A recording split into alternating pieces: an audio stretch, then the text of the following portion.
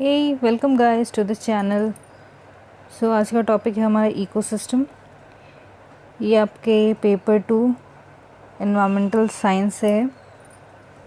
And actually paper 2 ही नहीं, paper 1 के जो स्टूडेंट हैं उनको भी ये पढ़ना है, because environment and peoples and environment unit 8 जो है वो पेपर 1 में भी है। सो ये दोनों के लिए बेसिकली, अगर मैं पेपर 2 के लिए बात करूँ, एनवायरमेंटल साइंस के जो स्टूडेंट हैं, सो आपका पेपर 2 जो है वो 100 क्वेश्चंस आते हैं, 200 मार्क्स का होता है वो। And out of 100 from this topic ecosystem and biodiversity से you may expect 20 plus questions. जी हाँ गाइस, सबसे ज़्यादा क्वेश्चन अगर किसी यूनिट से पूछा जाता है तो वही वही यूनिट है, ठीक है। इसलिए आपको इसको बहुत ही अच्छे से पढ़ना चाहिए। And Maharashtra state board 11th standard की ये बुक है जो मैंने आज डिस्कशन के लिए लिया है। एंड ये बहुत ही अच्छी बुक है, मैंने भी ये पढ़ा था। एंड बिलीव मी गाइस, इसके जो छोटे छोटे पॉइंट्स होते हैं बहुत ही ज़्यादा इम्पॉर्टेंट है। सो आपको एक बार ये ज़रूर पढ़नी चाहिए। एंड NCERT की भी पढ़नी चाहिए, ये दोनों ही पढ़नी चाहिए एक्चुअली। ये दोनों ही बहुत ही अच्छी बुक है। सो अगर आप दोनों को पढ़ते हैं तो आपका रिवीजन भी बहुत अच्छा हो जाएगा।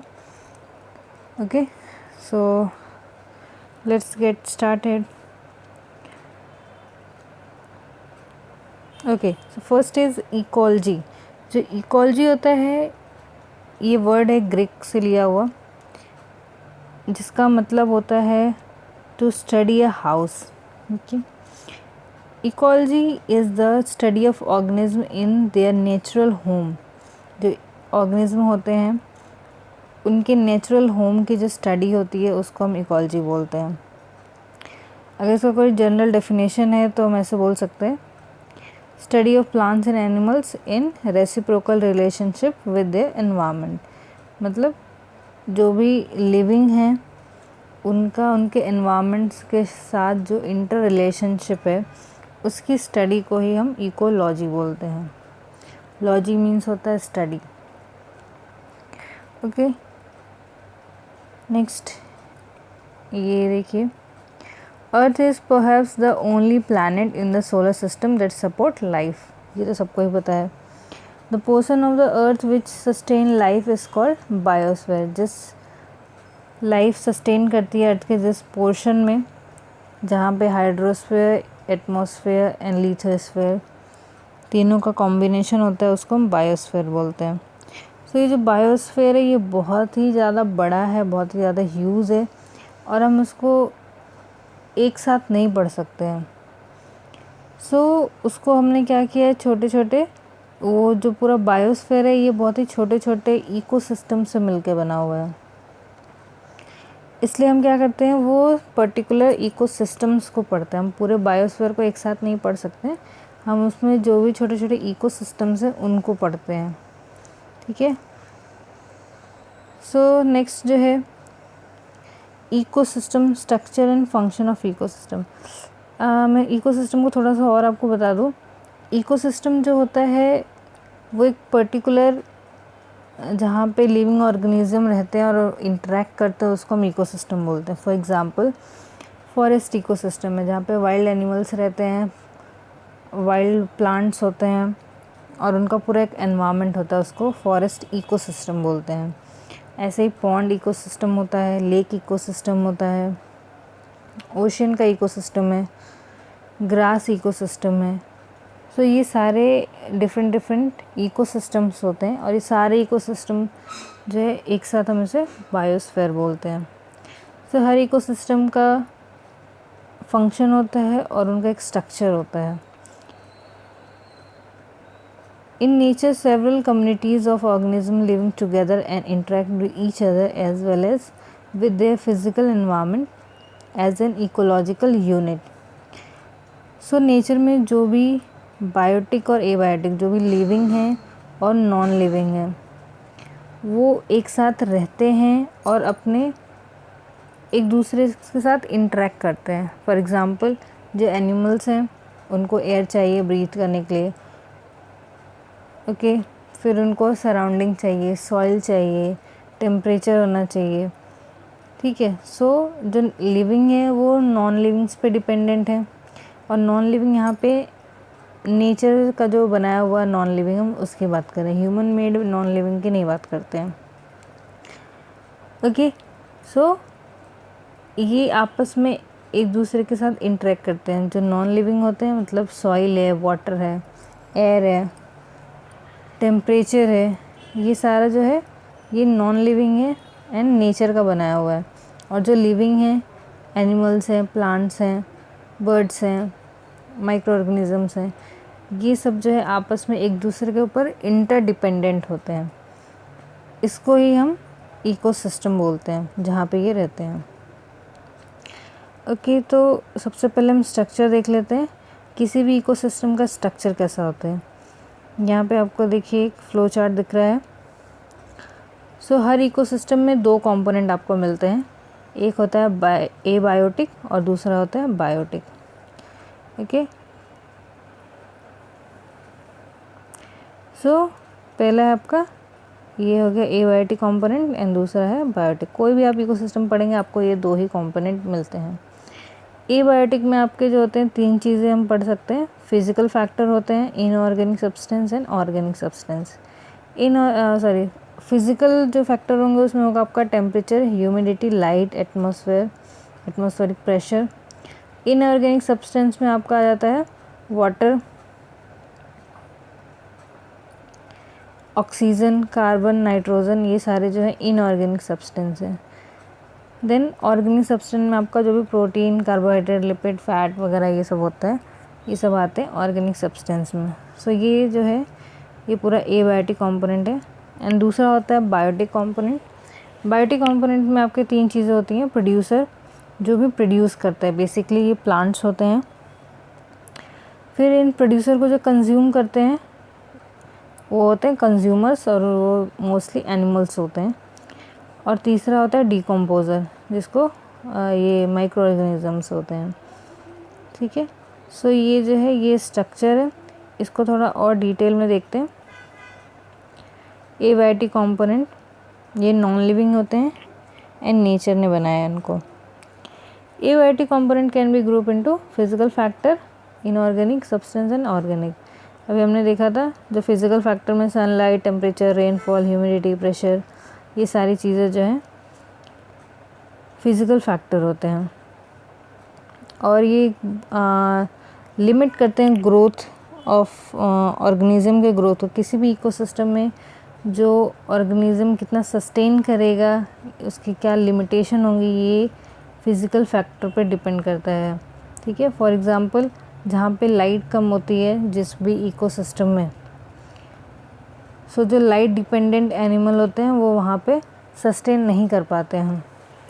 टेम्परेचर जहाँ पे बहुत ज़्यादा लो होता है, वहाँ पे जो टेम्परेचर को टॉलरेट नहीं कर सकते, लो टेम्परेचर को, वो एनिमल आपको नहीं मिलेंगे। सो ये जो सारे फिज़िकल फैक्टर्स होते हैं ये एक बहुत ही इम्पॉर्टेंट पॉइंट है, आप अगर चाहें तो इसको नोट करें। ओके, सो आप ये लाइन को नोट कर सकते हैं। Sustain limit the growth of organism in an ecosystem. जो फिज़िकल फैक्टर होते हैं, आपको ऐसे फिज़िकल फैक्टर नहीं आएगा, आपको ऑप्शन में दे सकते हैं temperature, nitrogen, oxygen, phosphorus. And आपको क्वेश्चन हो सकता है कि which factor sustain and limit the growth of organism. So आपको जो फिज़िकल फैक्टर वहाँ पे जो भी फिज़िकल फैक्टर दिया होगा वो करेक्ट होगा। मैंने टेम्परेचर का ऑप्शन दिया था। नेक्स्ट है इनऑर्गेनिक। इनऑर्गेनिक में आपके carbon dioxide, nitrogen, oxygen, phosphorus, ये सारी चीज़ें इनऑर्गेनिक है। ऑर्गेनिक आपका हो जाएगा कार्बोहाइड्रेट, प्रोटीन, लिपिड, फैट, जो भी बॉडी बिल्डिंग ब्लॉक्स होते हैं, बॉडी जो कंपोनेंट्स होते हैं, मैक्रो कंपोनेंट्स, वो सारे जो होते हैं ऑर्गेनिक कंपाउंड में आते हैं। नेक्स्ट है आपका बायोटिक। बायोटिक में पहला था प्रोड्यूसर। प्रोड्यूसर में जो भी प्रोड्यूस करता है, बेसिकली ये ग्रीन प्लांट्स होते हैं और ये फोटोसिंथेसिस के थ्रू प्रोड्यूस करते हैं। ठीक है, सो प्लांट को ही हम प्रोड्यूसर्स बोलते हैं। किसी भी इकोसिस्टम में जो प्रोड्यूसर होता है वो प्लांट होता है। सो प्लांट क्या करते हैं आपको पता ही है, फोटोसिंथेसिस के थ्रू जो है ये फूड प्रिपेयर करते हैं। एंड फोटोसिंथेसिस में आपका जो कार्बन डाइऑक्साइड है, इसके बाद वाटर है, सनलाइट है, ये सारी चीज़ें इनको चाहिए होती हैं। सो आप देख सकते हैं जो प्लांट होता है उसको फूड बनाने के लिए ये किस पे डिपेंड है, सनलाइट पे भी डिपेंड है, कार्बन डाइऑक्साइड पे भी डिपेंड है, वाटर पे भी डिपेंडेंट है, इनको मिनरल भी चाहिए होता है। सो ये जो प्लांट है ये एबायोटिक में आपका सनलाइट हो गया, ये एबायोटिक है, फिजिकल फैक्टर है। वाटर है, ये भी एक फिजिकल फैक्टर है। उसके बाद कार्बन डाइऑक्साइड चाहिए होता है प्लांट को, ये इनऑर्गेनिक सब्सटेंस है। मिनरल्स चाहिए होता है, वो ऑर्गेनिक सब्सटेंस है। सो यही एक इकोसिस्टम होता है जिसमें जो लिविंग होते हैं वो नॉन लिविंग पे, और जो नॉन लिविंग है वो लिविंग पे डिपेंडेंट होते हैं। ठीक है, ऑटोट्रॉप्स, प्रोड्यूसर को ऑटोट्रॉप्स भी बोला जाता है क्योंकि ये अपना खाना खुद बनाते हैं। ओके, नेक्स्ट है आपका कंज्यूमर। जो कंज्यूमर होते हैं ये हेट्रोट्रॉप्स होते हैं, मतलब ये दूसरे पे डिपेंड करते हैं अपने फूड के लिए। बेसिकली ये प्लांट्स को खाते हैं, प्रोड्यूसर्स को लेते हैं, इसलिए इनको कंज्यूमर्स बोलते हैं। कंज्यूमर भी कुछ कैटेगरीज होते हैं क्योंकि सारे कंज्यूमर प्लांट नहीं खाते हैं। ओके, सो जो भी कंज्यूमर प्लांट को खाता है, फॉर एग्जांपल गोट है, काऊ है, बफेलो है, डियर है, एलिफेंट है, ये सारे जो होते हैं ये हर्बीवोर्स होते हैं और इनको हम फर्स्ट कंज्यूमर बोलते हैं। इसके बाद कुछ ऐसे भी एनिमल हैं जो प्लांट को डायरेक्टली नहीं खाते हैं, वो प्लांट खाने वाले एनिमल्स को खाते हैं, यानी कि फर्स्ट कंज्यूमर या फिर हर्बीवोर्स को खाते हैं। उनको हम कार्निवोर्स बोलते हैं या फिर सेकंड कंज्यूमर बोलते हैं। सो इसमें आपके लॉयन, कैट, डॉग ये सारे आते हैं। इसके बाद जो थर्ड है, organism feed upon both plants and animal. कुछ ऐसे भी एनिमल होते हैं जो प्लांट भी खाते हैं और एनिमल्स को भी खाते हैं। ठीक है, सो इनमें आगे ह्यूमन बींग्स है, क्रोज हैं, पिग है, ओके, बियर है, तो बहुत सारे एग्जाम्पल है। थर्ड आपका जो बायोटिक कंपोनेंट में था वो है डिकम्पोज़र। डिकम्पोज़र जो है ये सैप्रोफाइट्स होते हैं, इनको बोला, और सैप्रोफाइट्स भी बोलते हैं।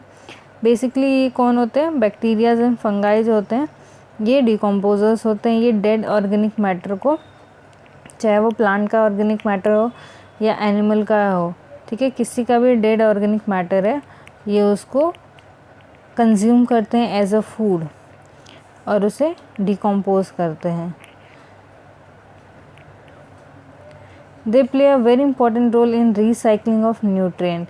किसी भी इकोसिस्टम में जो न्यूट्रिएंट की साइकिलिंग होती है, वो न्यूट्रिएंट का पूरा एक साइकिल होता है जिसके थ्रू वो पूरे इकोसिस्टम में मूव करते हैं। सो उस साइकिल को मेंटेन करने का जो सबसे बड़ा काम है वो डिकम्पोजर्स ही करते हैं। ठीक है, इससे भी आपको क्वेश्चन पूछ सकते हैं।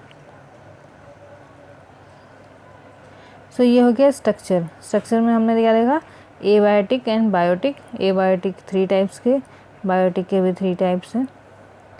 ठीक है, सो ये स्ट्रक्चर हो गया था। अब आते हैं फंक्शन की तरफ। कोई भी इकोसिस्टम में क्या फंक्शन होता है कि वो क्या काम करता है। ठीक है, so ecosystem are complex dynamic entities. ठीक है, जो इकोसिस्टम होते हैं बहुत ज़्यादा कॉम्प्लेक्स होते हैं और डायनामिक होते हैं, मतलब बहुत ज़्यादा चेंजिंग होता है, ये स्टेबल नहीं होता है। इकोसिस्टम हमेशा चेंज करता रहता है। ठीक है, सो बेसिकली आपके जो यहाँ पे 3 दिया है, कहीं कहीं आपको 4 भी मिलेगा। Function of ecosystem. सो पहला इकोसिस्टम का फंक्शन है energy flow through food chain. किसी भी इकोसिस्टम में जो एनर्जी का फ्लो होता है वो फूड चेन के थ्रू होता है। ये पहला फंक्शन है इकोसिस्टम का, इसको हम और डिटेल में पढ़ेंगे। सेकेंड है आपका न्यूट्रिएंट साइक्लिंग। न्यूट्रिएंट साइक्लिंग ये भी एक बहुत इम्पॉर्टेंट फंक्शन है इकोसिस्टम का। हर इकोसिस्टम में एक साइक्लिंग होती है जिसमें न्यूट्रिएंट जो है वो कंटिन्यूसली मूव करते रहते हैं। थर्ड है इकोलॉजिकल सक्सेशन और इकोसिस्टम डेवलपमेंट। सो सक्सेशन का मतलब होता है कि टाइम के साथ हर इकोसिस्टम में चेंजेस आते हैं। ठीक है, चाहे वो फॉरेस्ट इकोसिस्टम हो, ग्रासलैंड हो, पॉन्ड इकोसिस्टम हो, कोई भी इकोसिस्टम हो, टाइम के साथ साथ आप हमेशा उसमें कुछ ना कुछ चेंजेस देखेंगे। उसको सक्सेशन बोलते हैं। यहाँ पे 3 पॉइंट दिए हुए हैं, फंक्शन 3 फंक्शन है। अगर आप एनसीईआरटी की बुक पढ़ें तो उसमें एक और फंक्शन है जिसको डिकम्पोज़र बोलते हैं, सॉरी डिकम्पोजिंग, जो कि परफॉर्म करते हैं डिकम्पोजर्स। ठीक है, तो ये 3 जो है आपके फंक्शन ऑफ इकोसिस्टम हो गए। ये पूरी हायरार्की है, इस हायरार्की से भी क्वेश्चन पूछे गए हैं एनटीए नेट एग्ज़ाम में। सो ये भी बहुत ज़्यादा इम्पोर्टेंट है, आप इसको चाहे तो लिख लें या फिर आप इसका स्क्रीनशॉट भी ले सकते हैं। This is very important. Okay, यही से क्वेश्चन पूछे गए। अगर आप प्रीवियस क्वेश्चन देखेंगे तो आपको ये मिलेगा। जो इकोसिस्टम में ऑर्गेनिज्म होता है, ऑर्गेनिज्म के बाद होता है पॉपुलेशन, उसके बाद एक कम्युनिटी बनती है, कम्युनिटी से पूरे एक इकोसिस्टम बनता है और इकोसिस्टम से पूरा बायोस्फीयर बनता है। Okay, now types of ecosystem. अब इकोसिस्टम कितने टाइप के होते हैं? इकोसिस्टम बेसिकली 2 टाइप के हैं, natural ecosystem and man made ecosystem. Natural ecosystem जो होता है वो नेचर ने बनाया है, ये पूरी तरह से सोलर रेडिएशन पर डिपेंड करते हैं। हर नेचुरल जो भी इकोसिस्टम है, कोई भी नेचर का जो बना हुआ इकोसिस्टम है वो पूरी तरह से सोलर रेडिएशन पर डिपेंड करता है, उसके बाद ही उसमें बाकी के फंक्शंस होते हैं। एग्जाम्पल आपको यहाँ पे फॉरेस्ट दिया है, grassland, ocean, lake, river, desert. Okay, so this is for it for today. We will discuss next topic, pond ecosystem, in our next video. Till then, bye bye.